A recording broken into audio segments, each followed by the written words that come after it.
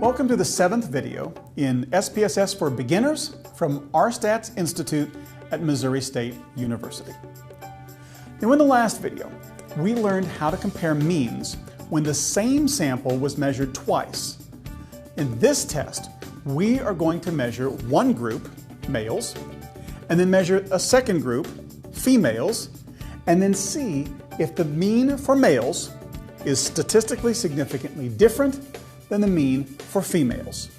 Two groups measured one time. Because each of the groups are independent of each other, we will use an independent samples t-test.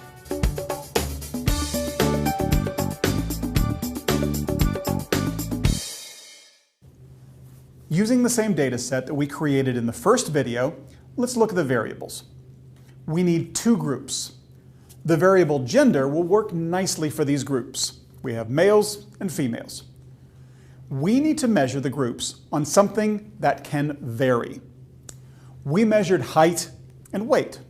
So we can answer a question like, is there a significant difference in height between males and females? So let's do it. Go to Analyze, Compare Means, Independent Samples t-test. The first thing that we need is the variable that we measured. So we measured both height and weight. So let's get crazy and examine both variables at the same time. We will move both height and weight into the variables box. And we want to compare between groups, so we move gender into the grouping variables box.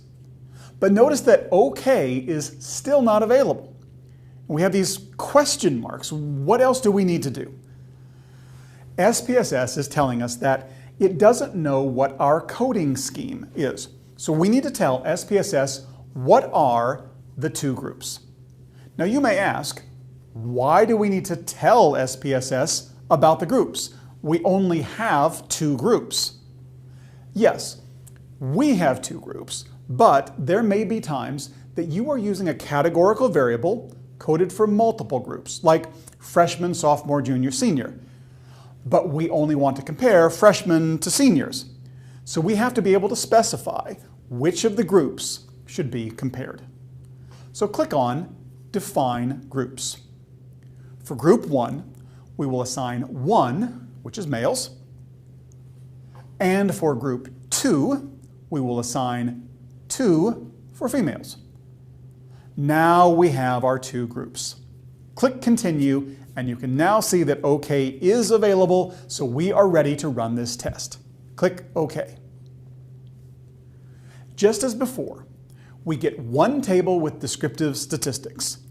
It tells the sample size, the mean, the standard deviation, and the standard error of the mean for each of our groups, males and females.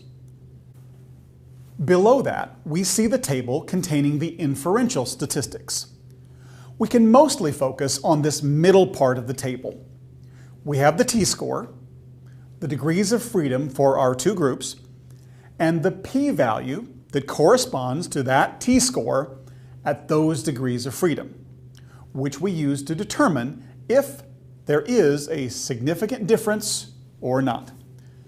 So I want to mention that for each t-test, there are two rows, each with different results for the test. The top row is for equal variances assumed, and the bottom row is for equal variances not assumed. Now, you will learn all about what that means later. For now, it's okay to just stick with the top row. Remember that there are three ways to determine statistical significance. First, we can compare our t-value to a critical value that we look up in a table called Students' T-Table. So I did that.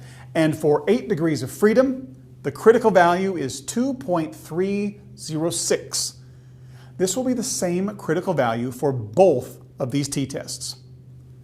For height, the t-value is 2.214, which is smaller than our critical value of 2.306.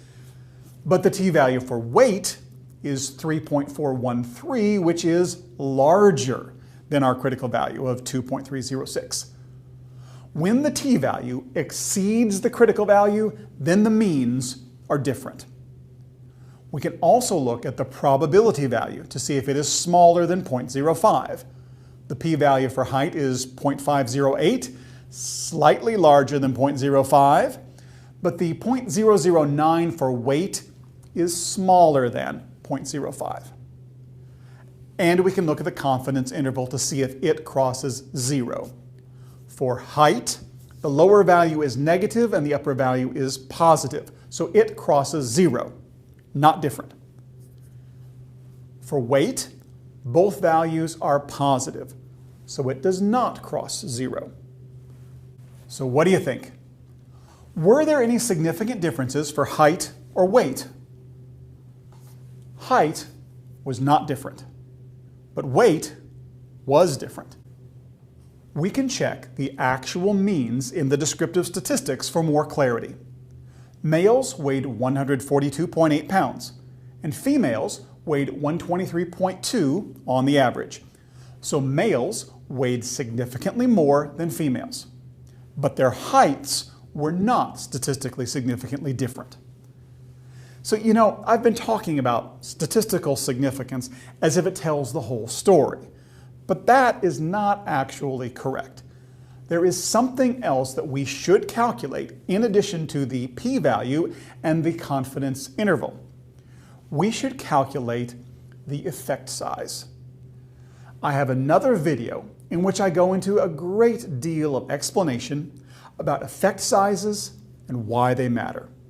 For now, just know that an effect size is exactly what it says on the tin. It is the size of the effect, the difference between the means.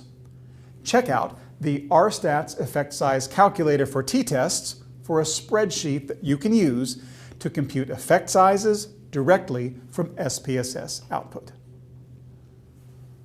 When you're ready to do an independent samples t-test for real, check out these other videos from RStats Institute that will teach you more about statistical theory, setting up your t-test, interpreting the results, and writing up your findings in APA style.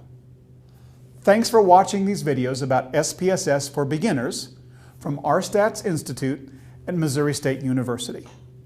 We have one more short video to wrap up this series.